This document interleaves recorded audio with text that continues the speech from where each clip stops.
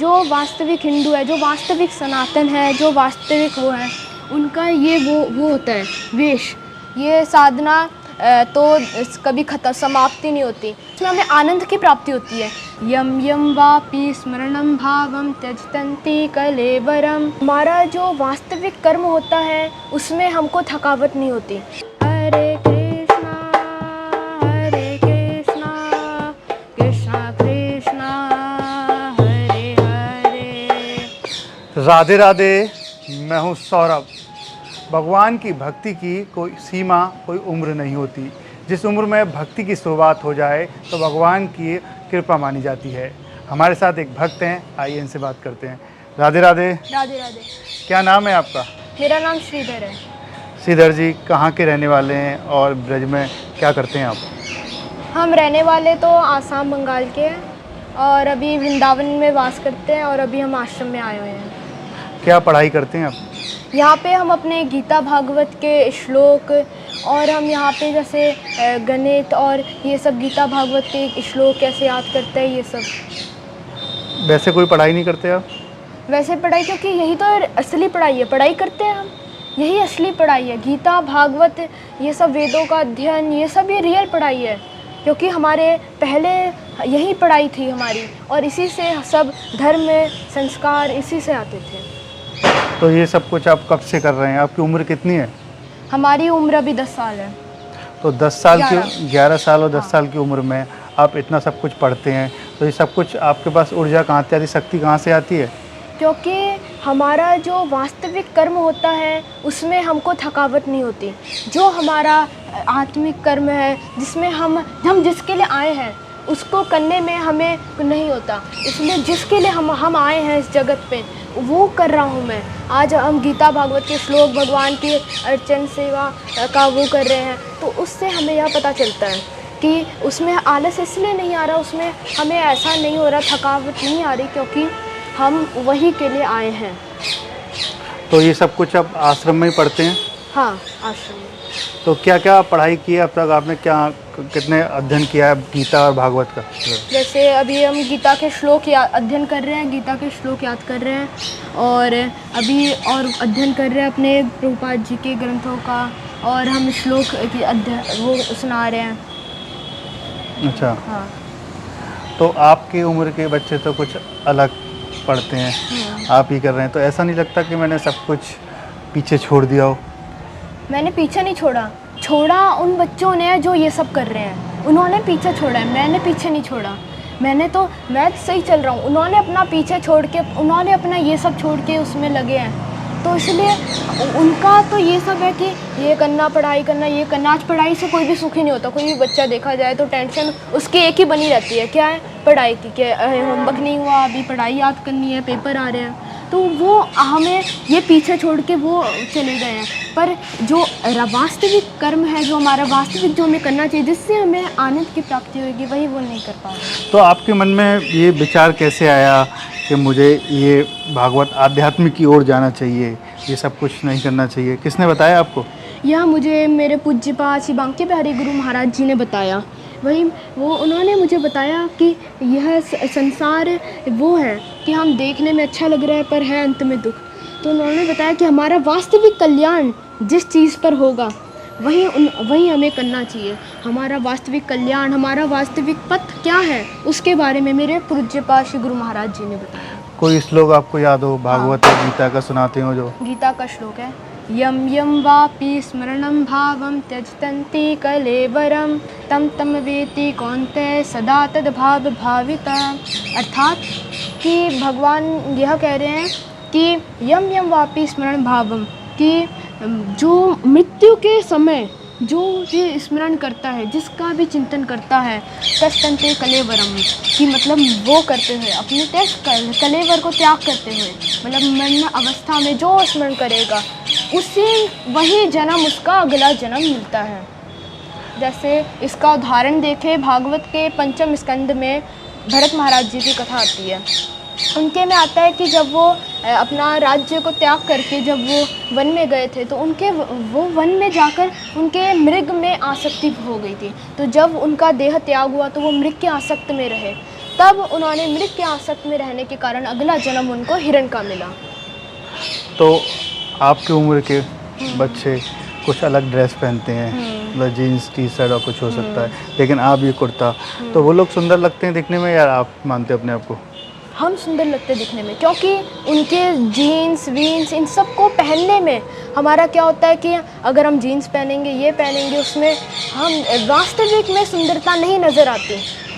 अगर ये देखो कि जीन्स ये देख के तो किसी को भी वो नहीं लगेगा, पर धोती कुर्ता देख के हर एक को वो लगता है, आकर्षण होता है हर एक को धोती कुर्ता देख के ऐसा लगता है कि ये सभ्य पुरुष है।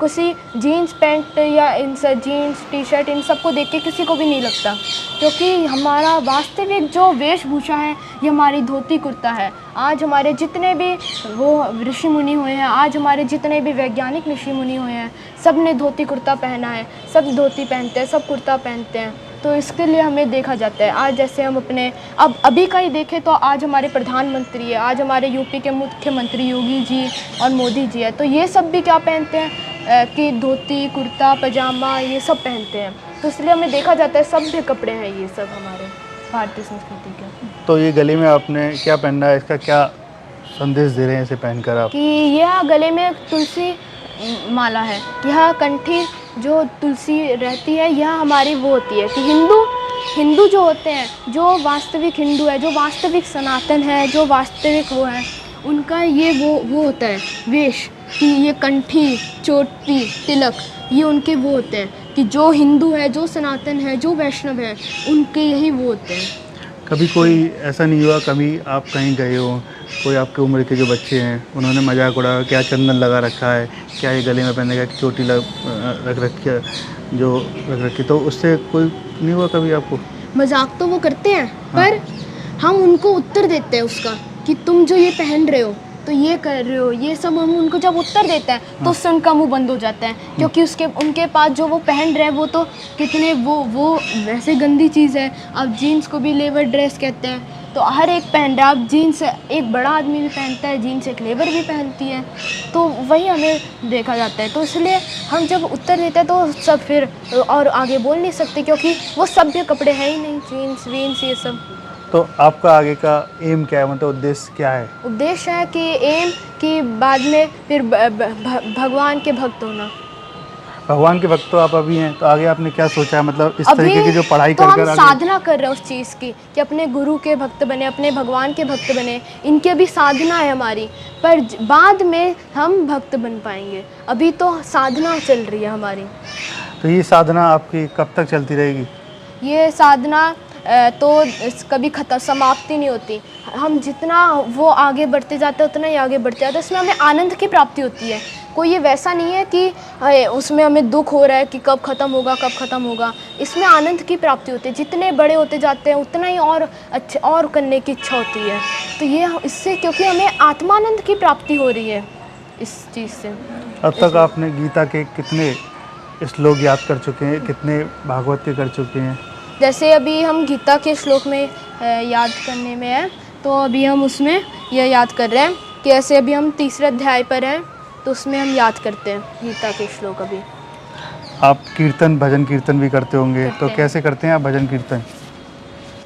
हरे कृष्णा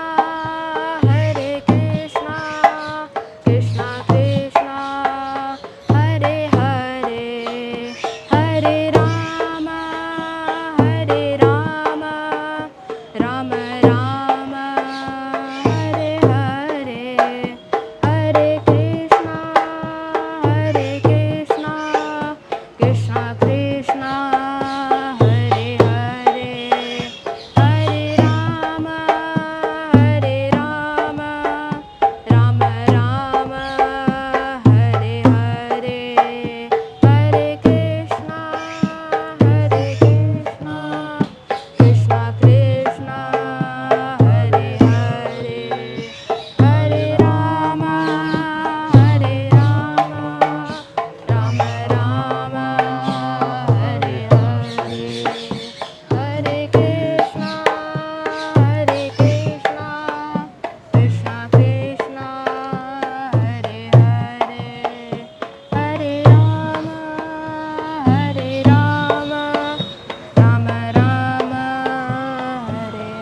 बहुत अच्छा आप कीर्तन भी करते हैं।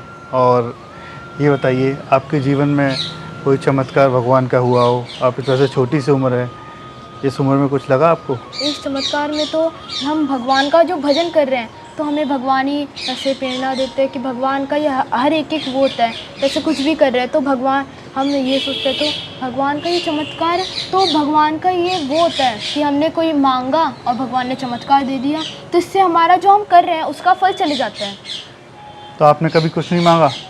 तो फिर अभी तो हम उस मांगने की इच्छा है, पर अभी हम उसको काट रहे हैं कि हमारी नहीं आए वो इच्छा हमें। क्योंकि अगर हम यूँ मांगे, अगर हम भगवान का भजन कर रहे हैं और भगवान आए, बोले क्या चाहिए, हमने बोला कि हमें ये दे दो वो दे दो, तो भगवान चले जाएंगे, भगवान तो मिले नहीं हमें। अगर हम भगवान से भगवान को मांगेंगे तब हमें भगवान मिलेंगे, तो उसी से हमारे शुद्ध भक्ति का पता चलता है। राधे राधे। राधे राधे। देखिए, अब तक हमारे साथ रहे ये नन्हे भक्त, भले ही उम्र इनकी छोटी हो लेकिन ज्ञान बहुत बड़ा है। इस छोटी सी उम्र में भागवत गीता का श्रवण करते हैं और उसके साथ साथ ये आपको इन्होंने भजन और कीर्तन करके भी दिखाया। इनका कहना है कि बांके बिहारी जी की इन पर असीम कृपा है और उनके गुरुदेव की, जिस कारण से ही आज ये इतने मुकाम पर यहाँ पहुँच पाए और भगवान की भक्ति में लीन हो गए। राधे राधे।